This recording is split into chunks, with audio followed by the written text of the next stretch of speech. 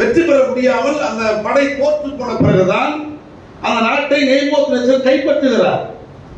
கைப்பற்றிய பிறகு தோற்ற அந்த அத்தனை போர்வர்களையும் கைது செய்து அழைத்து செல்கிறார்.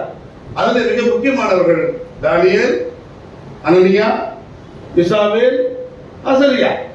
இந்த 4 பேரும் எவ்வளவு சரித்திரமான இடங்களை பாபிலோனில் செய்தார்கள் என்பதை நாம் அறிந்திருக்கிறோம். ஐயோ, அவங்க 3 பேர் கூட கடவுள் 4வது ஆளா சுத்தினாரு. எதுல?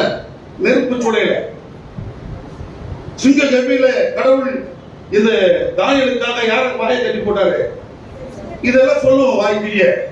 ஆனால் அங்கிருந்து திரும்பி வந்த உறவுகள் தானியேல், அனனியா, மிசாவேல், அசரியா அவர்களுடைய கருத்துக்களை உள்வாங்கிய யூதர்கள், அவர்களுடைய கருத்தியல் கொள்கையுடைய தலைமைகள் தான் 70 ஆண்டுகளுக்கு அடுத்து வருகிறார்கள்.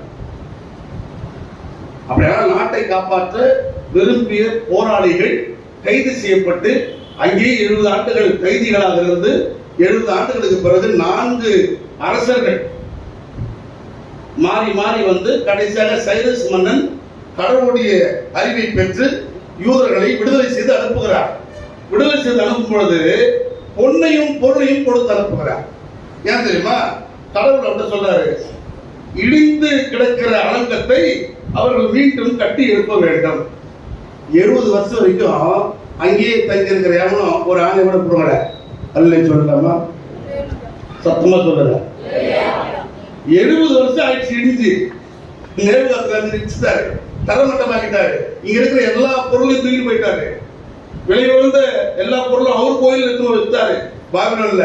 இந்த 70 வருஷம் எவனுமே எதுவுமே பண்ணல. இங்க வருகிறவர்கள் பொன்னையும் பொருளையும் வெள்ளியும் தங்கத்தையும் கொண்டு வராங்க. மூட்டை மூட்டையா கொண்டு வரவங்களை பார்த்துட்டு இங்க இருக்கிறவங்க சொல்றா, எக்ஸ்ட்ரா நிகழ்மை கிட்ட, ஐயா ஐயா 70 வருஷம் போய் வேற்று நாட்டில் தங்கினாலே அவங்க தூய்மை இனவாதம் போயிடுச்சு, அவர்கள் தூயவர்கள் இல்லை.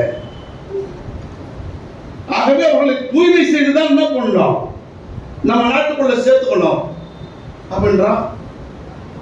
சரி ரைட்டு, சரி ஏதோ சடங்கு செய்து சேர்த்து வளர்ந்து அப்படின்னு நினைச்சு அங்க இருக்கிற மக்கள், சரிங்க நீங்க சொல்றது போலயே நாங்க தூய்மை சடங்குக்கு உட்பட்டு உள்ள வரணும் ஒத்துக்கிறாங்க.